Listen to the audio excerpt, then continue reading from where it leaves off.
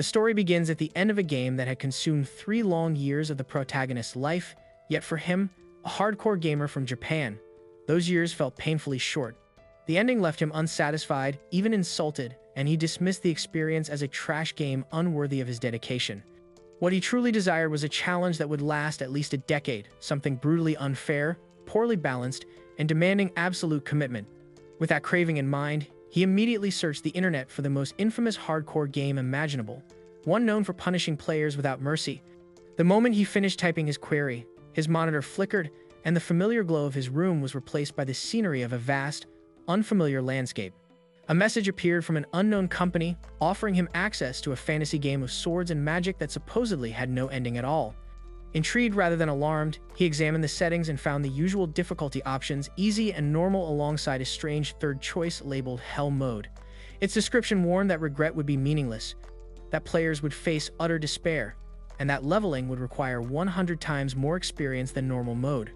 Having seen countless exaggerated warnings over the years, he scoffed at the threat and selected Hell Mode without hesitation. He then browsed the available classes: Swordsman, Spear User, Sword Master, Hero, even Demon Lord. One class, however, stood out: the Summoner. Its difficulty rating was inexplicably far higher than all the others, and a note stated that it was still in alpha testing. To him, that only made it more appealing. Smiling at the prospect of exploiting a broken, unfinished system, he chose Summoner, clicked Start, and unknowingly agreed to become a living test subject. In an instant, his body vanished from his room. A lukewarm, oddly soothing sensation enveloped him, but it quickly turned tight and suffocating, as though the world itself were pressing in. When the pressure finally released, he emerged screaming into a new world as a newborn baby, abruptly realizing that he had not merely entered a game but had fully experienced the reincarnation trope. His father held him with joy and pride, announcing that he had already chosen the name Alan. Accepting this new identity with surprising calm, the protagonist left behind his former life as Kenichi Yamada, a 35-year-old uneducated, broke, and romantically inept office worker. Now reborn as Alan, he could not speak or move freely, yet his mind remained fully intact. He could think clearly, understand the language around him, which appeared to be Japanese, and observe his surroundings with the detached awareness of a veteran gamer. He learned that he had been born into a serf family living in a nameless frontier village, where pioneers paid heavy taxes to a ruling lord in exchange for the right to cultivate land. His father, Rodin, was a hardworking and honest man, while his mother, Theresia, was gentle, beautiful, and deeply affectionate. Although Alan was currently their only child, he could already tell from their youth and closeness that siblings were only a matter of time. One evening, after Theresia put him to bed and left to eat dinner with Rodin, Alan finally found himself alone and attempted to open his status window. Nothing happened. Despite the comfort of being pampered as a baby, frustration gnawed at him. He could not access his summoner abilities at all. After countless failed attempts, he nearly gave up, but decided to try one final time. A brilliant light suddenly appeared above him, and a book materialized out of thin air. Startled, he screamed, causing his parents to rush in. Thinking quickly, he dismissed the book and pretended to sleep, leaving Rodin and Theresia confused but relieved when they found nothing wrong. Once alone again, Alan sat up and summoned the book once more, finally beholding his grimoire after a full year of effort. His status showed him as a level 1 summoner, and the grimoire explained that his core skills, summon and create, had separate experience bars that leveled through usage.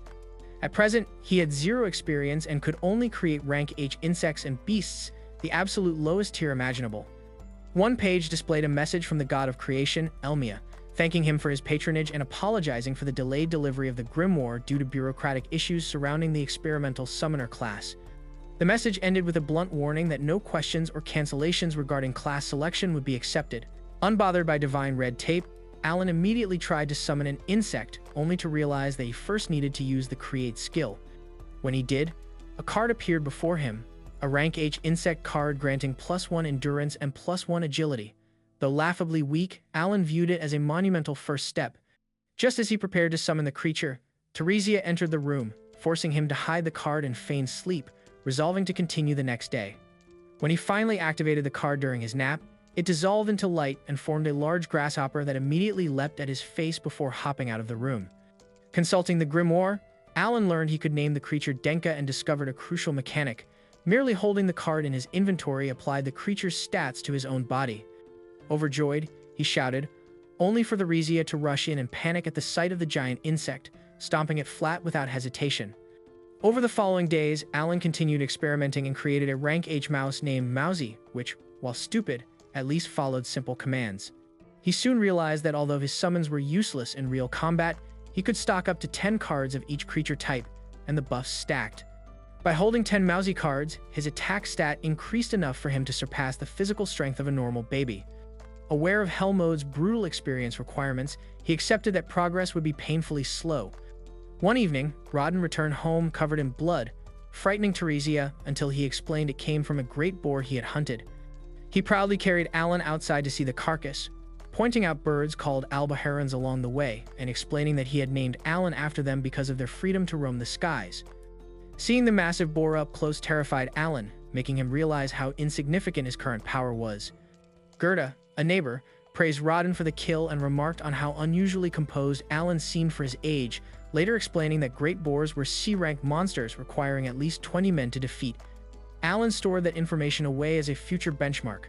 Months passed, and by the time he was nearly 2, Alan reached level 2 inches both summon and create, unlocking expansion level 1, a notes feature, fusion skills, and increased inventory space.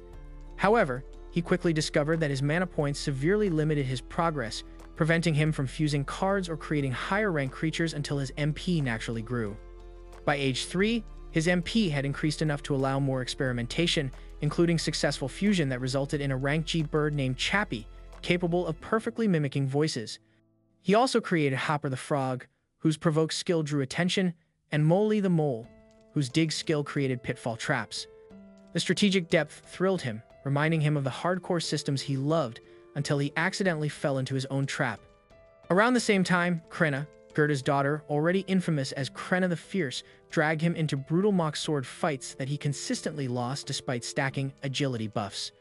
When Theresia later revealed she was pregnant again, Alan volunteered to help in the fields, only to be firmly refused by his parents, who wanted him to enjoy his childhood before the harsh life of a serf claimed him.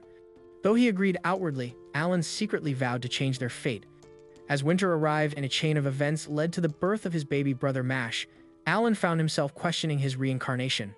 He still wanted to conquer this Hell Mode world and push its systems to their limits, but more than that, he now genuinely cared for his family.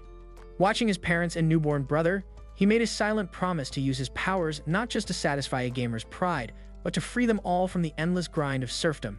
When Alan turned 5, he asked his father about the aptitude ceremony. Rodden explained that it was a mandatory test held for all children at that age, regardless of status, and that showing good aptitude could allow Alan to rise above being a servant, though competition would be fierce due to the population boom from early settlers. Just then, Krena arrived to walk with him, and the 4 of them headed to the village. Krena was amazed by the number of houses and proudly declared she would become a knight if chosen as a swordsman, while Alan quietly took in the sights. At the church, Alan immediately noticed the gap in wealth, as even commoners wore better clothes than he did, and he overheard boys mocking him for being a servant's child. Amidst the social tension, the religious officials opened the church doors. They began by asking for the blessing of Elmia, the goddess of creation, ensuring all children would receive equal opportunities. The officials recounted the history of the country's heroes, noting that many possessed bloodlines that once belonged to servitude. For instance, Claes the Saint was born a humble commoner, and Diverge the Sword King began his life as a mere servant. Hearing this, Alan felt a surge of hope. He recalled from his memories before reincarnation that powerful classes like Hero and Sword King often required starting in lower social strata. The participants were called inside to begin the long-awaited evaluation. The leader of the religious group invited the village chief, Deboji, to bring his son, Palamas, forward first. The process required every child to touch a crystal ball, after which their attributes and talents would appear on a metal plate behind the priest. Deboji sweated with anticipation as his son approached the orb. Palamas's attributes appeared on the plate, arranged exactly as Alan had seen on his own status page. It was revealed that Palamas had the talent to be a merchant. Alan checked his own grimoire, which only he could see, and noticed that attributes in this world were displayed as ranks rather than numbers. Meanwhile, another boy took the evaluation and, upon discovering he had no talent at all, ran crying to his father, who comforted him with a hug. Conversely, a cocky child slapped his own face to psyche himself up before discovering he had a talent for good luck and was an axe warrior. Alan was impressed, noting that this boy, Dogora, had obtained an attribute with a high rank, the first of its kind he had seen. Eventually, only Alan and Krena remained. Eager to finish, Krena ran toward the crystal ball. As she extended her hand, the magical item emitted an extraordinary glow. The metal plate revealed that the girl possessed the talent to become a sword lord, a miracle of rarity. While the crowd was stunned by such power, Krena grumbled, having wanted to be a simple swordsman. Alan finally understood why she had always overpowered him in their play duels. Finally, Rodden's son was called. Without anxiety, Alan touched the crystal ball, expecting to reveal his class as a summoner. However, he was physically thrown backward by a brutal magical force radiating from the item, accompanied by a light twice as intense as Krena's. Rodden, unable to read, ran to ask the priest for the result. Shockingly, the boy appeared to have no talent at all. Where his class should have been listed, the plate displayed a glitch filled with random garbled letters. Internally enraged, Alan cursed the developers for failing to fix such a bug, but Rodden remained calm and ushered his son home. Hours later, they returned to the comforting arms of Theresia and Mash. That evening, gathered around the fire, Alan's parents assured him that he was precious to them regardless of his talent. Despite their poverty, they didn't even own a bathtub. Alan felt happy. At bedtime, Alan reviewed his grimoire. He confirmed that he truly possessed all rank E attributes. This led him to a startling realization. He was the only person in this world playing on Hell mode. He deduced that while everyone else was level 1 at age 5, the rank system reflected the development speed per level. His rank E attributes meant his growth speed in Hell mode was nearly 100 times slower than normal, and the displayed ranks were merely a fraction of his true potential value. Kenichi Yamada, having spent a lifetime playing easy games, had been reborn into a world where he was the sole player on the hardest difficulty. While this might drive others insane, Alan refused to give up. He had chosen this challenge specifically to mock ridiculously easy games. He concluded that the nonsense text on the plate was indeed a clumsy glitch and resolved to complain to the devs until he proved that no one should mess with a hardcore gamer. The next morning, Alan asked his mother why his father had been acting strangely since the previous night. By nightfall, the family went to Krena's house to celebrate her discovery as a sword lord. Excited, Krena told Alan that a sword lord was stronger than a swordsman. Alan feigned ignorance to hide his knowledge.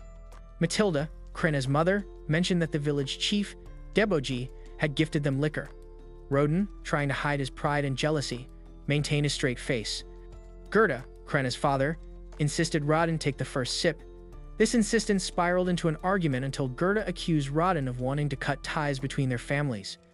Rodden admitted that he felt Krena's extraordinary talent meant she would likely become a knight, serve the country, and reach nobility. He argued that important people like her shouldn't waste time socializing with servants. The argument nearly turned physical until their wives intervened. Matilda punched her husband, teaching Alan never to cross her. She explained that the couples had been friends since childhood and had matured somewhat after becoming parents. She recounted how, 10 years ago, the four of them decided to build their houses on this new land together. Rodden and Gerda eventually made peace, sharing the liquor they hadn't touched since their weddings. At dawn, Gerda learned that the Night Order was seeking Krena. He and his friends took her to the city where the evaluation had occurred. News of a commoner sword lord had spread quickly. Suddenly, Dogora appeared with a club, mocking Alan for being a talentless loser in a place meant for the talented. Krena immediately stepped in to protect Alan, and Gerda had to restrain her. The Night Order arrived, led by Captain Zenov, a sword master. The villagers watched in admiration. Zenov approached Gerda, but the father seemed displeased with the proposal for Krena to join the order, arguing she was too young and weak for a real sword. Zenov countered that refusing the proposal would be seen as deceiving Baron Granville, a crime punishable by death. To verify the child's legitimacy, Zenov demanded a duel. If Krena did not fight, she and her family would be executed. Despair gripped the crowd, except for Krena. Seeing a sword offered to her, she ran toward it with unbelievable confidence. She was pitted against Vice Captain Lebrand, a lancer. Krena announced herself as Krena the Knight and charged without fear, smiling as if playing. Lebrand blocked Krena's attacks with ease. Dogora watched in awe, while Alan judged that her swordsmanship was already around level 5 from their daily sparring. Lebrand countered, forcing her on the defensive, and a mistimed guard earned her a brutal kick to the stomach that sent her crashing into a brick wall. Gerda rushed forward but was restrained by soldiers, as were Rodden and Alan. Just as defeat seemed inevitable, the Sword Lord rose again. A surge of magical energy rippled outward, making Lebrand's left eye tremble. With strength and speed far beyond before, Krena charged, cleaving his lance in half and nearly taking his head. Zenov immediately ended the duel, declaring Krena the victor. He congratulated Gerda and apologized for his doubts. Later, at the village chief's residence, Zenov revealed he had been dispatched by Baron Granvelle to confirm the Sword Lord rumors. By the Baron's decree, the village would henceforth be known as Krena Village. Zenov explained the order's caution. 3 years earlier, a Sword Lord born to a count had failed to meet expectations and was later reclassified as an ordinary swordsman. The resulting scandal led to a new policy requiring all exceptional children to be reevaluated. He assured Gerda that an instructor would be sent to the village and that Krena could attend the academy once she reached 12. Dagura interrupted to ask whether anyone could enter the academy. Zenov answered calmly that with dedication and proper training, approval was possible. When Krena suggested that Alan could study alongside them, Dagura mocked him again. Krena immediately stepped in to defend Alan, and Alan found quiet amusement in being protected by a 5-year-old despite having the mind of a 40-year-old. Only then did Zenov notice Alan and realize he was Rodin's son. The captain rose and greeted Rodin respectfully, calling him the Boar Hunter, a local legend. He explained that Baron Granvelle greatly favored the boar meat supplied by the village.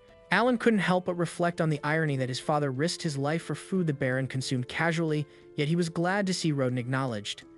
After the meeting, Rodin told Alan that Krena might one day become a heroine, but even servants could earn recognition from nobles. He believed Alan still had a chance to achieve something great.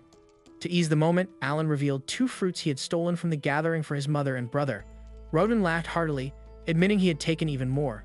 The following day brought excellent news for the boy. He had finally leveled up his conjuration skill, unlocking the enchantment technique and gaining the ability to summon F-rank creatures. However, he realized he still needed to fuse 2 cards to create a new one, similar to the process used to create Chappie, the bird. The prospect of eventually summoning a dragon-like creature thrilled him, as did the increase in his card inventory limit from 20 to 30. His joy was well-founded, as it had been 2 years since his conjuration skill last leveled up. That evening, the family gathered around the indoor fire. Theresia felt her 3rd child kicking within her now swollen belly. Alan offered to wash the dishes to ease his mother's workload, while Mash asked if he would be getting a new baby brother. Theresia remarked that the kicks were gentler this time, suggesting the baby would be a girl. When her husband noted that it was time to consider names, she reminded him of their promise. She would be the one to choose the names for their daughters. While Theresia pondered names, Alan celebrated privately after receiving a message from Elmia in his grimoire stating that his mana points had been fully restored. To his parents, who could not see the book, he appeared to be staring into empty space. Assuming their son was merely daydreaming or perhaps a bit delusional, they joked about it with him. Alan quickly changed the subject, asking about the improvement of his father's scar. Rodin explained that he received the mark after undergoing the trial of the gods during that day's boar hunt. When Alan pressed for details, his father described a special phenomenon that occasionally occurred during hunts, a sudden surge of energy that healed wounds and wiped away exhaustion. Hearing this, Alan immediately recognized it as the world's description of leveling up. Since Rodin was a veteran boar hunter respected by the community, Alan deduced that his father must be at a high level, even without being able to check his status. Conversely, despite Alan's recent skill evolution, he remained at level 1. He realized he would stay there unless he fought creatures strong enough to yield experience points. Unfortunately, servants were forbidden from leaving the village without permission, with hunting expeditions being the sole exception. Alan volunteered for the next hunt, but Rodin immediately shut him down, stating sternly that hunting was not a game but a dangerous endeavor that could cost lives. Rodin's bluntness surprised even Theresia, and Alan fell silent, though he did not abandon his ambition to evolve. Before sleeping, Alan checked his book again. He realized his previous complaints sent in the aggressive manner of a toxic gamer had paid off. The developers had fixed the text bug. A new message indicated that a prophetic warning had been sent to the Great Pope. Alan found the phrasing amusing before reflecting on his stats. His attributes were displayed as rank E, a consequence of the slow progression in Hell mode. However, an attachment revealing raw data showed that Alan actually possessed S-rank mana and intelligence. Closer inspection revealed several A and C ranks, placing his overall potential roughly on par with Krena. Eager to test his new enchantment skill, he used it on Denka, his summoned insect. The result was a significant boost to the monster's stats, which in turn buffed Alan's own resistance and agility. However, the visual appearance of the insect remained unchanged. Denka was stronger, but not larger or more intimidating. This taught Alan that summoning involved more than simply calling forth giant beasts. Later, Theresia entered the room, startled by the sight of Denka, and instinctively stepped on the creature. killing it instantly. A few days later, Roden departed for a hunt. Alan, having spent nights experimenting, discovered that card enchantments were permanent as long as he had mana. It was wise to enchant every card in his inventory. He attempted various card fusions to unlock new monsters but failed repeatedly until only one combination remained. Praying for luck, he fused the F-rank insect with the F-rank bird. The result was unexpected, a card named Grass F. Alan hadn't realized vegetation could be summoned. However, the card offered a massive buff of +7 mana points, potentially rising to 12. For a summoner, this was invaluable, potentially shaving years off his hell mode grind. He summoned the creature, which resembled a walking apple with twig-like limbs. He named it Appo. The creature possessed a skill called Aroma, causing it to bury itself with only a sprout visible, emitting a pleasant oil-like scent. Although unsure of its tactical utility, Alan appreciated that his garden was becoming a botanical paradise, though he reminded himself he wasn't there to be a gardener. When Theresia called him for lunch, Alan tried to unsummon the creature, but the command failed. Theresia approached, unaware of the creature's nature, and simply admired the plant's pleasant aroma while Alan wondered about its true purpose. Later, Alan trained with Krena. Although he couldn't defeat her, he held his own better than before, and Krena noted his increased toughness. Checking his book, Alan confirmed his swordsmanship skill had reached level 3, and his expanded inventory allowed him to carry more cards to buff his defense and attack. He wondered if Appo's scent contributed to his recovery. He recalled his first card, Poto, a dog with a bite skill. He had been too afraid to test in public. By late afternoon, Alan had thrown stones at a tree nearly 20,000 times, wearing a hole in the trunk, yet there was no sign of leveling up. Between caring for Mash and helping his pregnant mother, his time was limited. He briefly considered giving up, but the thought that he might be just one stone throw away from a breakthrough kept him going. His brother Mash then pointed out the lush garden that had sprouted in the yard. Alan realized that Appo's Aroma skill had reduced his mana recovery time from 6 hours to 5. Gazing at the sky, he watched the migration of the alba herons, the birds that had inspired his name. That night, anxiety grew as Roden failed to return on time. The family's worst fears were realized when hunters appeared in the heavy rain, carrying Roden on a wooden plank. He had been pierced through the stomach by a boar's tusk. Gerda, a fellow hunter, explained that the wound had been cauterized and Roden's life saved by a rare Mueller's flower. Theresia wondered how they afforded such an expensive herb, and Gerda reminded her of the gold coins the knight captain had given them as an apology for treating Krena roughly. Tension rose when other hunters began shouting, blaming a commoner for the accident. The noise woke Mash, who began to cry. The hunters stepped outside to give the family space. Gerda explained to Alan that the village chief had ordered ordinary citizens to join the hunt to gather valuable boar meat for the nobles. These inexperienced commoners had volunteered, believing the rumors that Roden was a legend who would keep them safe. During the hunt, the commoners, tasked with distracting the boar, panicked and fled. Roden had stepped in to save one of the fleeing men and was brutally gored. Gerda promised to bring Roden's share of the meat the next day and departed. Alan was left feeling utterly useless. Alan stayed awake all night tending to his mother and father. Roden woke in a panic, shouting the boar's name, which shook the family. Witnessing this, Alan questioned his own obsession with strength. He realized power was meaningless without a purpose. Life for servants was a daily battle for survival, not a game. When Gerda returned with the meat and offered to help them through the winter, Alan made a vow. He told his father to rest and promised to keep the family safe. Seeing the pure determination in his son's eyes, Roden did not object. Alan began joining the servants in their labor. Tired of feigning weakness, he removed his mana buffs, converted them to physical strength, and worked with incredible intensity. He claimed he had inherited this sudden strength from his father. As he worked, he grew bitter about the unfairness of the nobles taking the majority of their harvest. Later, the village chief, Deboji, brought the young man responsible for Roden's injury to apologize. While Roden was stern, Theresia fiercely scolded the boy, reminding him that every life was precious to someone. Seeing the community's support for his parents, Alan realized he had the best family in the world. Finding free time, Alan cleared a space in the woods and summoned several jump frogs. He set traps and used his provoke ability, intending to lure small animals for meat. The strategy worked too well. Instead of small game, he attracted a gigantic alba heron, a rank B monster. Checking his status, Alan noted that his enchantment skill had risen to level 2, granting a +20 stat boost to his creatures, all of which were already enchanted. Determined to help his family survive the winter, Alan stood his ground. He hurled a stone at the giant bird's head and struck its neck with his wooden sword, but the monster retaliated with a powerful kick. Alan summoned a pack of podos to attack. The dogs swarmed the alba heron, dealing some damage, but were quickly defeated. With each summon's death, Alan lost the corresponding stat buffs, leaving him weakened. He charged in for a final strike with his wooden sword, only to take a blow far heavier than the first, leaving him critically vulnerable in the face of the overwhelming enemy.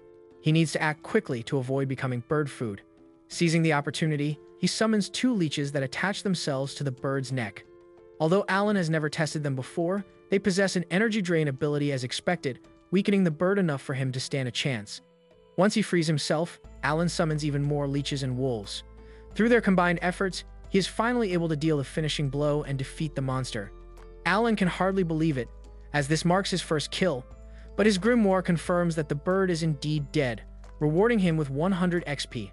Later that day, Alan returns home with the carcass. His entire family is left speechless, unable to believe he managed to kill such a creature. Alan tells them he happened to catch it off guard while it was distracted. This is mostly true, though he omits the details regarding his summons. Gerda begins inspecting the bird's corpse, wondering how Alan managed to defeat it with only a wooden sword and rocks. He notices bite marks on the bird and questions Alan about them. Alan improvises an excuse, claiming he fought on instinct and did whatever was necessary to survive. Gerda begins picturing Alan biting down on the bird for dear life, but regardless of the method, he admits it is an impressive feat. He congratulates Alan on a job well done and offers to help him bleed and dry the meat since it is his first time. They head over to the drying rack together. The Aldebaran weighs around 60 kilograms, but once bled dry, the weight drops to around 20 kilograms. Furthermore, only about half of the bird's meat is actually edible. While the wings fetch a high price and the creature provides a magic stone, they still must hand over most of the yield to the higher-ups. Alan finds the 60% tax on food unfair, and Gerda agrees, though there is usually nothing they can do about it. However, since Alan's situation is unique, they realize they might be able to negotiate with the chief to keep more than usual. A short while later, both Alan and Gerda head to the chief's office to report the catch.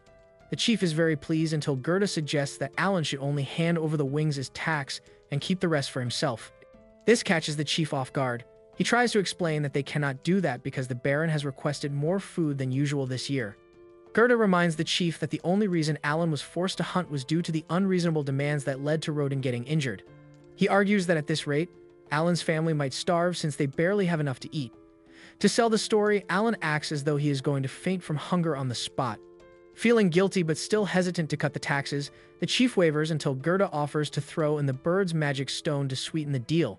The chief eventually agrees to the terms. Alan and Gerda are relieved, but they aren't done yet. Alan asks if this means he can keep all the meat, aside from the wings, from any future birds he catches. The chief is hesitant again, but Gerda reminds him that it is rare for a kid to catch an Aldebaran alone, questioning the odds of it happening again.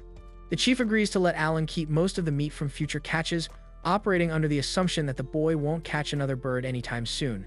He was wrong. Later, Alan heads back into the fields and manages to lure in 2 Aldebarans at once.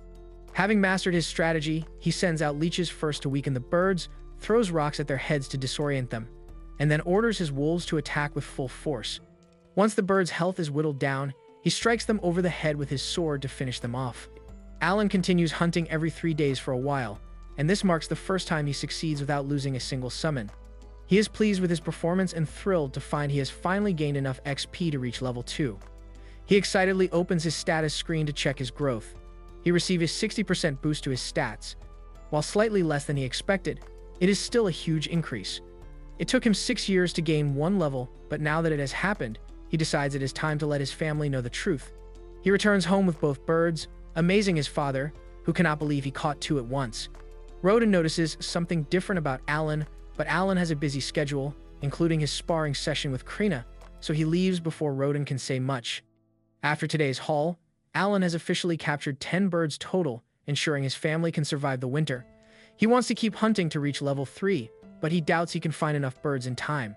Thanks to his stat boost, Alan keeps up with Krena much easier now, though he gets distracted by his thoughts for a moment, allowing her to sneak up from behind and smack him on the head.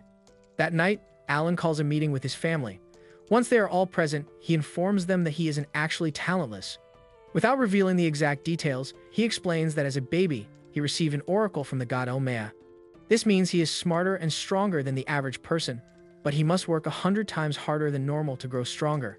His parents believe him but are devastated, as it sounds like a curse.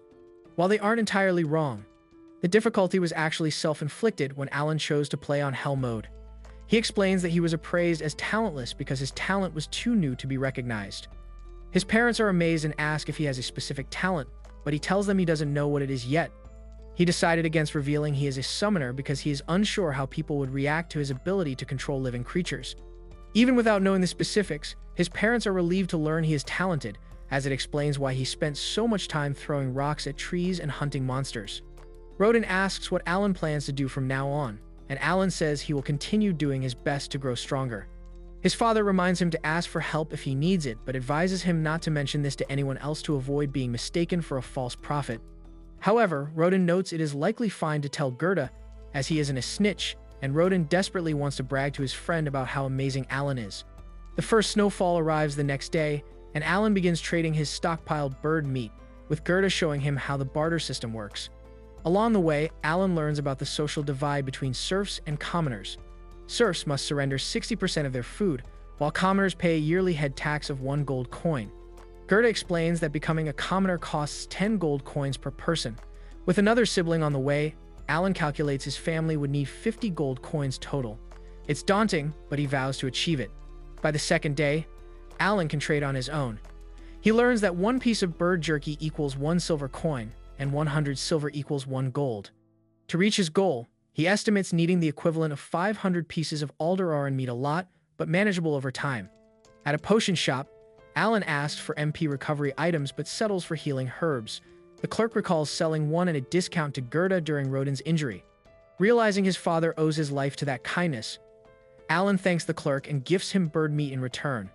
Later, Alan visits a weapon shop and is shocked to learn that weapons can cost up to 50 gold coins. Outside, Dagara confronts him, attempting to assert dominance. Alan challenges him to a fair fight. When Dagara returns with a club, Alan easily defeats him thanks to his training with Krena. By spring, Dagara begins visiting Alan regularly for training, though he remains far behind. Mash also starts training under Krena. When Dagara attempts a sneak attack, Alan reacts instantly, sending him tumbling. That night, Roden and Gerda return with grim news. The Baron has increased the hunting quota to 15 boars and ordered commoners to join the hunt again. After past disasters, they strongly oppose the idea but cannot refuse. As tension fills the room, Alan speaks up. He explains that the real issue is not the commoners themselves, but their lack of combat experience. Drawing on countless hours of MMO knowledge, Alan confidently declares that he can make even complete beginners useful. He asks to be put in charge of training the commoners before the hunt begins. The next hunt, Roden announced to the serfs and commoners that they would adopt Alan's hunting strategy, though he stipulated that Alan was only permitted to observe. Alan, frustrated by his father's stubborn protectiveness, had no choice but to comply. The primary goal was to train newcomers to hunt boars safely, ensuring no one would be injured as Roden had been in the past. Before setting out, the commoner responsible for Roden's previous injury apologized, but Roden dismissed the concern without a grudge, urging the man to focus on the task ahead. Leaving the village for the first time in 7 years, Alan took a moment to admire the distant White Dragon Mountains before reiterating his strategy to the group. As a terrifying C-rank giant boar charged, the plan went into motion. The serfs used spears to tank the beast, halting its momentum. Once immobilized, Roden and the veteran strike team attacked from the flanks to drain its stamina. Alan watched from a hiding spot, noting that this method utilized bait, tank, and strike rolls effectively without requiring special talents. Once the boar was weakened, Alan signaled the commoners to deliver the final blow. His strategy relied on the veterans doing the heavy lifting, allowing the weaker commoners to finish the kill and gain experience. As the boar fell, the commoners felt the surge of power known as overcoming a trial of the gods, indicating they had leveled up. However, when Alan checked his grimoire, he found he had gained no experience points himself. The system did not reward him for merely observing. While the commoners thanked him profusely, Alan felt the bitter sting of stagnation. Days later, while fetching water, Alan spoke with a neighbor who was a butcher. The man expressed envy of the hunters but couldn't risk his safety due to his pregnant wife. Seeing an opportunity, Alan struck a deal for the neighbor to butcher a large stockpile of albaharans in exchange for a share of the meat. Alan needed the carcasses processed so he could sell the meat, aiming to earn the 50 gold coins required to buy his family's freedom from serfdom. On the subsequent hunt, the team expanded with more commoners. Alan realized that by steadily training new recruits, they could eventually split into 2 hunting groups and double their yield. Although he questioned why the Baron demanded so much boar meat, the strategy continued to succeed. The new recruits successfully baited, held, and finished off another boar, celebrating as they too leveled up, proving Alan's tactical genius even as he remained on the sidelines. Alan quickly checked his grimoire after the boar fell, confirming his plan had succeeded. His stats had risen, and he had even leveled up. Just prior to the collision, while the boar was charging toward the tank team, Alan had summoned his creature, Denka, directly in its path within his 50-meter summoning radius. Because the boar stepped on Denka, the system registered it as an attack on Alan's summon, which was sufficient to count Alan as a participant in the battle. 3 months later, Alan learned that this world celebrated the new year. He and Krena were invited to the chieftain's residence, returning later with gifts and candies rewards for the village meeting its hunting quota. Back home, their families were waiting to feast. Gerda complained that the ceremony was boring, but the family settled in to celebrate. Roden remarked that they were well on their way to meeting the yearly quota of 20 boars, largely thanks to Alan's training methods for the new hunters. Gerda soon noticed a special bottle behind Alan. He explained it was liquor gifted by the chieftain.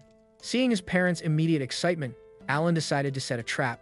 He feigned ignorance, turning the conversation to spear training with his brother Mash and sister Krena. When his parents finally couldn't take it anymore and fixated on the alcohol, Alan reminded them he was too young to drink it. He then sprang his trap. They could have the bottle, but only if they beat him in a contest. Confident in their physical superiority, Gerda agreed immediately.